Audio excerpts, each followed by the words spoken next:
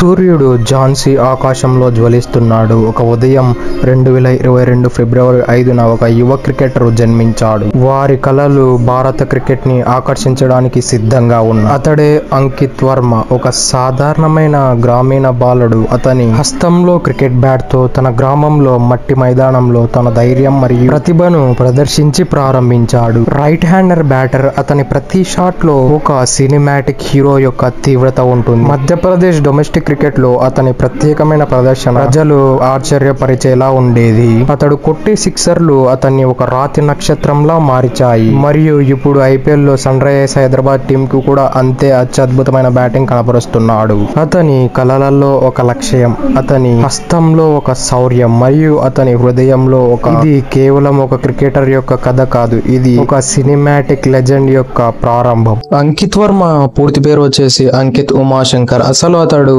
అంకిత్ వర్మ 2002 ఫిబ్రవరి 5న మధ్యప్రదేశ్ లో ఒక చిన్న గ్రామంలో జన్మించాడు. అంకిత్ వర్మ జన్మించిన కేవలం 3 ఏళ్ల తర్వాతే వాళ్ళ అమ్మగారు చనిపోవడంతో అంకిత్ వర్మ చాలా కష్టాలను ఫేస్ చేశాడు. మెయిన్లీ తల్లి లేని ఆ ప్రేమనైతే చాలా కోల్పోయాడు అంకిత్ వర్మ. ఆ తర్వాత వాళ్ళ గ్రాండ్ మదర్ యొక్క లవ్ మరియు అతని మామయ్య అయిన అమిత్ వర్మ యొక్క సాక్రిఫైజెస్ వల్ల అంకిత్ వర్మ చాలా వరకు కొంచెం సాటిస్ఫైడ్ లైఫ్ అయితే లీడ్ చేయగలిగాడు. అంకిత్ వర్మ వాళ్ళ నాన్నగారు వాళ్ళ అమ్మగారు చనిపోయిన తర్వాత వాళ్ళ గ్రాండ్ మదర్ ఫోర్స్ చేయడం వల్ల వాళ్ళ నాన్నగారు ఇంకో పెళ్లి చేసుకున్నాడు. ఆ తర్వాత అంకిత్ వర్మ వాళ్ళ గ్రాండ్ మదర్ దగ్గరే సెటిల్ అయిపోయాడు. అంకిత్ వర్మ అందరి పిల్లల్లాని అతడు కూడా చదవాలంటే చాలా విరక్తిగా అసహించుకునేవాడు. కానీ అతనికి ఆటలు మరియు ఏదన్నా కొత్తగా చేయాలంటే చాలా ఎగ్జైట్ అయిపోయేవాడు. దీన్ని గమనించిన వాళ్ళ అంకుల్ అయితే మెయిన్లీ అతడు క్రికెట్ బ్యాట్ పట్టుకున్న తర్వాత విత్ ఈజ్ తో ఆ టైమింగ్ మరియు ఆ స్వింగ్ అనేది వచ్చేదంట ఆ చిన్నప్పట్లోనే. దాన్ని చూసిన వాళ్ళ అంకుల్ అయితే తన్ని ఫ్యూచర్ లో క్రికెటర్ ఇచ్చేద్దాం అని ఒక ఆశ అయితే పెట్టుకునేవాడు. కానీ అంకిత్ వర్మ ఇనిషియల్లీ అతని స్కూలింగ్ కోసం భోపాల్కి వెళ్ళి అక్కడ తన స్కూలింగ్ మొత్తం కంప్లీట్ చేసిన తర్వాత అతడు 8 ఏళ్ల వయసులో ఉన్నప్పుడు అతడు క్రికెట్ కి అతడు ఎట్ట తిరిగి క్రికెట్ అకాడమీ జాయిన్ అవ్వాలి అని మెంటల్లీ ఫిక్స్ అయిపోయాడు.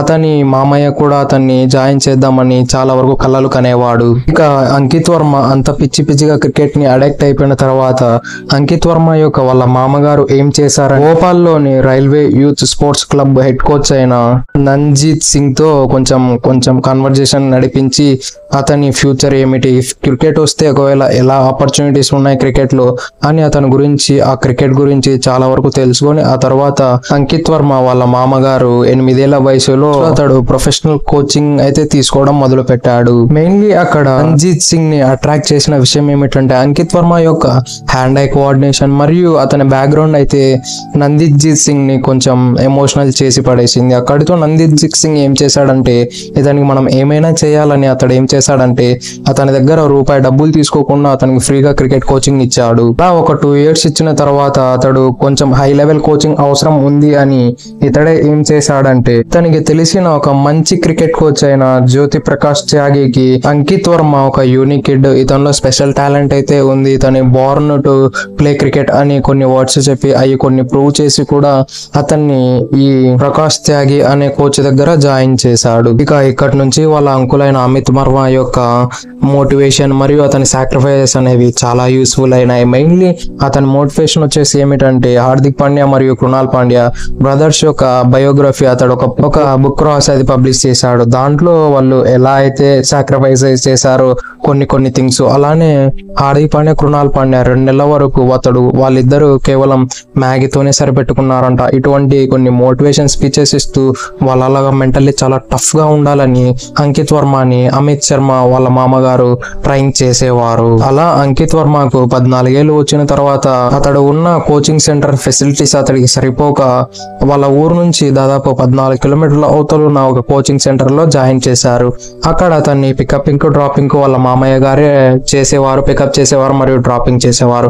అక్కడ కూడా ఈ బ్రెయిన్ వాష్ అనేది చేస్తూ ఉండేవాడు కంటిన్యూస్లీ, నువ్వు ఒక గొప్ప క్రికెటర్ మరియు ఇటువంటి ఎన్నో సాక్రిఫైసెస్ చేశాడు. అలానే అంకిత్ వర్మకు ఒకనొక టైంలో షూస్ లేకపోతే అతడు నెల జీతమైన 3000లో ఏకంగా 1200 పెట్టి అతనికి షూస్ తీపించి అంకిత్ వర్మకు one of the biggest sacrifice అయితే చేశాడు అతని లైఫ్ లో. అలా అంకిత్ వర్మ మెల్లిగా డొమెస్టిక్ క్రికెట్ లోకి వచ్చాడు. డొమెస్టిక్ క్రికెట్ లో కూడా అతనైన బ్యాటింగ్ పర్ఫార్మెన్స్ పర్ఫార్మెన్స్ అందిస్తూ అతనైన స్టైల్లో సిక్సర్లు ఫోర్లు కొడుతూ అందరినీ అలరించేవాడు. ఆ తర్వాత మెల్లిమెల్లిగా యూపీ లీగ్ అని ఒక లీగ్ అయితే స్టార్ట్ చేసింది వాళ్ళ స్టేట్. ఆ లీగ్ లో అయితే అతడు లిటరల్లీ అందరినీ ఆశ్చర్యపరిచాడు. లిటరల్లీ అతని స్టార్ట్స్ చూస్తే ఆ ఎంపీ లీగ్ లో ఆడిన 6 మ్యాచ్లలో 273 రన్లు కొట్టి 195 స్ట్రైక్ రేట్ మెయింటైన్ చేసి యావరేజ్ అయితే 54 మెయింటైన్ చేసి ఏకంగా 25 సిక్సర్లు కొట్టాడు. అక్కడే తనకు బిగ్ సిక్సర్ల బీస్ట్ అని ఒక పేరు కూడా వచ్చింది. ఆ తర్వాత ఇతన్ని SRH గమనించి అతని లో టాలెంట్ ఏదో ఉందని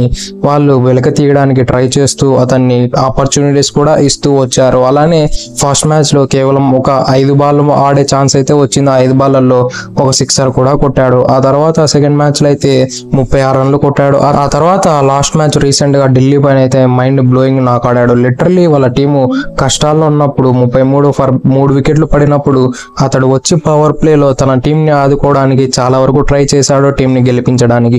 కానీ అన్ఫార్చునేట్లీ ఓడిపోయింది. కానీ అతని బ్యాటింగ్ అయితే అందరినీ ఆశ్చర్యపడి చేసింది. లిటరల్లీ అతడు ఆడిన 41 బాలల్లో 74 రన్లు కొట్టి అందులో 5 ఫోర్లు 6 సిక్సర్లతో అందరినీ షాక్ కి గురి చేశాడు. ఇతనికి డొమెస్టిక్ లీగ్ లో ఉన్న సిక్సర్ల బీస్ట్ అనే పేరుని సార్థకతం చేసుకుంటూ అతని బ్యాటింగ్ కూడా అలానే చేసేవాడు అంకిత్ వర్మ. అలా అంకిత్ వర్మ మధ్యప్రదేశ్ మైదానాల నుంచి ఇంటర్నేషనల్ పిచ్ వరకు కొనసాగుతూ ఉన్నాడు. That's it for today. ఇలాంటి మరెన్నో వీడియోల కోసం మన ఛానల్ సబ్స్క్రైబ్ చేసి డైలీ ఫాలో కండి. Thank you for it. Have a nice day.